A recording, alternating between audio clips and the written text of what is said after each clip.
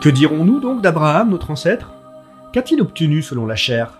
Si Abraham a été justifié par ses œuvres, il a de quoi s'enorgueillir, mais non devant Dieu. En effet, que dit l'Écriture? Abraham eut foi en Dieu, et cela lui fut compté comme justice. Or, à celui qui a accompli des œuvres, le salaire n'est pas compté comme une grâce, mais comme un dû. Par contre, à celui qui n'accomplit pas d'œuvres, mais qui croit en celui qui justifie l'impie, sa foi est comptée comme justice. C'est ainsi que David célèbre le bonheur de l'homme, au compte duquel Dieu porte la justice indépendamment des œuvres. Heureux ceux dont les offenses ont été pardonnées et les péchés remis. Heureux l'homme au compte de qui le Seigneur ne porte pas le péché. Cette déclaration de bonheur ne concerne-t-elle donc que les circoncis ou également les incirconcis? Nous disons en effet, la foi d'Abraham lui fut comptée comme justice. Mais dans quelles conditions le fut-elle? Avant ou après sa circoncision? Non pas après, mais avant.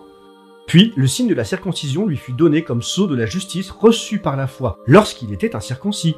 Ainsi, devint-il à la fois père de tous les croyants incirconcis pour que la justice leur fût comptée, et père des circoncis, de ceux qui non seulement appartiennent au peuple du circoncis, mais marchent aussi sur les traces de la foi de notre père Abraham avant sa circoncision. En effet, ce n'est pas en vertu de la loi, mais en vertu de la justice de la foi que la promesse de recevoir le monde en héritage fut faite à Abraham et à sa descendance. Si les héritiers le sont en vertu de la loi, la foi n'a plus de sens et la promesse est annulée. Car la loi produit la colère. Là où il n'y a pas de loi, il n'y a pas non plus de transgression.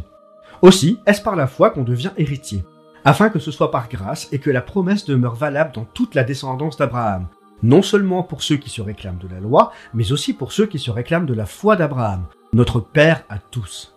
En effet, il est écrit « J'ai fait de toi le père d'un grand nombre de peuples. Il est notre Père devant celui en qui il a cru, le Dieu qui fait vivre les morts et appelle à l'existence ce qui n'existe pas. » Espérant contre toute espérance, il crut, et devint ainsi le père d'un grand nombre de peuples. Selon la parole, telle sera ta descendance. Il ne faiblit pas dans la foi en considérant son corps, il était presque centenaire, et le sein maternel de Sarah, l'un et l'autre atteints par la mort.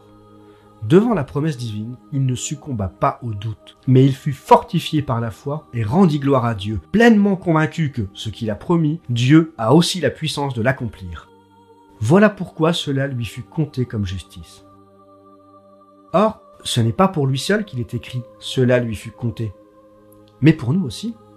Nous à qui la foi sera comptée, puisque nous croyons en celui qui a ressuscité d'entre les morts Jésus notre Seigneur, livré pour nos fautes et ressuscité pour notre justification.